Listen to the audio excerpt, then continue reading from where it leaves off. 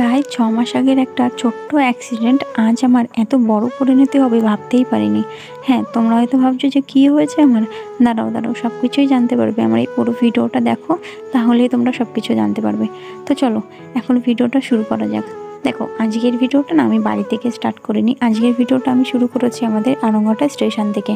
আর এখন বাজে প্রায় তোমার ৭টা, সাড়ে ৭টা মতন, কারণ আমাদের ট্রেন হচ্ছে ৭টা ৪০-এ। আর যাবো কোথায় সব কিছুই জানতে পারবে। দেখো, তোমাদের সব কিছু বলার আগেই দেখি কি আমার ট্রেন চলে এসেছে আড়ংঘাটা স্টেশনে দাঁড়িয়ে থাকতে থাকতে। তো দেখো, এখন যেহেতু আমি মনাকে নিয়ে ট্রেনে উঠবো, তো চলো ওকে আগে সাবধানে নিয়ে ট্রেনে উঠি। ট্রেন থেকে নেমে তারপর তোমাদের সঙ্গে বাদবাকি কথাগুলো আমি শেয়ার করছি, যে আমি কোথায় যাচ্ছি আর কেন যাচ্ছি, আমার কী হয়েছে সব কিছু তোমরা জানতে পারবে। তো দেখো, একেবারে আমার গন্তব্য স্টেশনে আমি চলে এসেছি। আর আমার গন্তব্য হচ্ছে আজকে কল্যাণী। হ্যাঁ, কল্যাণীতে এসেছি, কারণ আজকের আমি ডক্টর দেখাবো কল্যাণীতে। ওর জন্য আমি চলে এসেছি কল্যাণীতে। আর আজকে না আমাদের গ্রাম থেকে অনেকেই এসেছিলো, যেমন বৌদি, আমার বাড়ির পাশের একটা কাকি, আমার দিদি এসেছিলো, আমার দিদির ননদ এসেছিলো, আবার তার ননদের ননদ এসেছিলো, আমার কাকি এসেছিলো। মোটামুটি অনেকে মিলে আমরা একসঙ্গে এসেছি। আর আজকের ওয়েদারটা একটু ঠান্ডা ঠান্ডা ছিল, যেমন সকাল থেকে ঝিরঝির করে বৃষ্টিও হচ্ছিল, যার কারণে একটু কষ্টটা কমই হচ্ছিল। আর সকালবেলা এত তাড়াহুড়ো করে এসেছি, যার কারণে আমি এক গ্লাস জলও খেয়ে আসতে পারিনি। এখন একটু জল পিপাসা পেয়েছে, কিন্তু আগে ভাবলাম যে সেই জায়গা মতো পৌঁছায়নি, তারপর বাকি খাওয়া দাওয়া সব পরে হবে। আর দেখো, চলে এসেছি যেই হসপিটালে আসার কথা। তোমরা কে কে চিনতে পেরেছো বলো তো, এটা কোন হসপিটাল? এইটা হচ্ছে জওহরলাল হসপিটালে আমরা এসেছিলাম। আর প্রথমেই এসে দেখি ওই যেইখানে তোমার যেই স্লিপটা নিতে হবে, যেটাকে বলে তোমার কি যেন এটার নাম আমার মনে থাকে না, প্রেসক্রিপশান। হ্যাঁ, প্রেসক্রিপশান নিতে হবে। তো সেইখানে লাইন দিয়েছি। তো ওইখানে লাইন দেওয়ার পরে না দেখি কি কিছুক্ষণ পর আমাদের লাইনটা ভেঙে সেই রেলগাড়ির মতন ঝিকঝিক করতে করতে আমাদের আরেকটা জায়গায় নিয়ে যাচ্ছে, কারণ অন্য একটা কাউন্টারে নিয়ে যাচ্ছিলো অর্ধেক লাইন ভেঙে। যাই হোক, ভালোই হয়েছিল, একটু পেছনের দিকে ছিলাম। তো তারপর দেখি মাঝ বরাবর চলে এসেছিলাম। ফাইনালি সেখান থেকে আমরা প্রেসক্রিপশান নিয়েছি। নেওয়ার পর চলে এসেছিলাম আমি। আমার ডক্টর ছিল হচ্ছে রুম নাম্বার 3-এ। তো সেইখানে এসেই আমি বসে রয়েছি। আর আজকে গাইজ এত বারবার লাইন দিতে হয়েছে। আর এখানে যত লোক এসেছিলাম সবার এক একজনের এক এক রকম সমস্যা নিয়ে এসেছিলো, যার কারণে সবাই এখন ছিন্ন ভিন্ন হয়ে গেছে, সবাই আলাদা আলাদা বসে রয়েছে। কিন্তু আমার সঙ্গে ছিল আমার দিদি, আমার দিদির ননদ।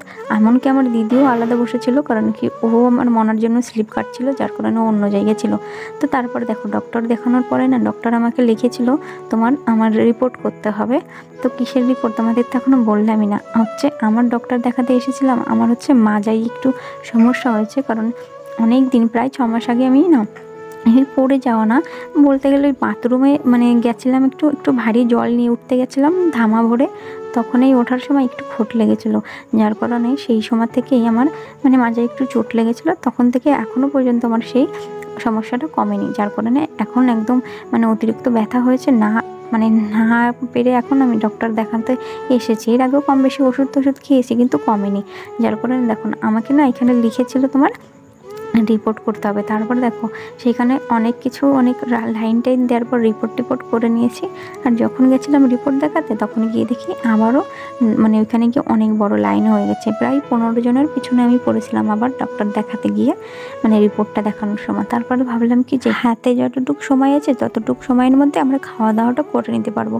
আর এসেছি অনেক সকালে, এখন সত্যি কথা বলতে অনেক খিদে পেয়ে গেছে, যার কারণে আর পারছিলাম না, দেখেই আমরা এখন এসেছিলাম একটু পাশের একটা হোটেলে খাবার খেতে। তো সেখানে এসে না কেউ তো ডাল ভাত খেয়েছিল, কিন্তু আমার বাইরে টাইরে এসে এরকম ভাত খেতে ইচ্ছা করে না, যার কারণে আমি একটু এখানে পরোটা নিয়েছিলাম। কিন্তু তারপরও এখানে পরোটা যখন খাচ্ছিলাম, তখন এত পরিমাণ হসপিটাল থেকে সেই ফিনাইলের গন্ধ আসছিল, যার কারণে সেভাবে খেতেও পারিনি। অনেক কষ্ট মষ্টে একটু খেয়ে আবার যাচ্ছিলাম ডক্টর দেখাতে। তো দেখো, ওইখানে গিয়ে না ডক্টর দেখিয়েছি, আমার রিপোর্টটা দেখানোর পরে এখানে এসেছিলাম আমার ওষুধ নিতে। আর এবার তোমাদের বলি যে রিপোর্ট দেখার পর ডক্টর আমাকে কী বলেছে, আর কোনো সমস্যার কোনো কারণ আছে কিনা, সিরিয়াস কোনো ম্যাটার কিনা, সব কিছুই তোমাদের বলছি। যখন ডক্টর দেখালাম, ডক্টর রিপোর্টটা দেখার পর আমাকে বললো যে হ্যাঁ, যেহেতু চোটটা অনেক দিন আগেকার চোট, যার কারণে একটুখানি তো সমস্যা আছে, কিন্তু সেইটা তোমার ওষুধ আর আমাকে ব্যায়ামের দ্বারাই ঠিক হয়ে যাবে। তো তারপর আমি যখন তোমার রিপোর্টটা দেখলাম, রিপোর্ট দেখার পর ওই ডক্টরটা আবার আমাকে আরেকটা ডক্টরের কাছে পাঠালো, যেখান থেকে যে ডক্টরটা আমাকে কিছু ব্যায়াম শিখিয়ে দিয়েছিল। সেই ব্যায়ামগুলোর ওইখানে তো আমি একা একা ছিলাম, যেহেতু দিদি ছিল সে বাইরে ছিল, যার কারণে আমি ব্যায়ামের ওইসবের কোনো ভিডিও বানাতে পারিনি। তো ডক্টর আমাকে অনেকগুলো ব্যায়াম দেখিয়ে দিয়েছে যে দিনে 2-3 বার করতে হবে সেই ব্যায়ামটা, আর ওষুধ খেতে হবে।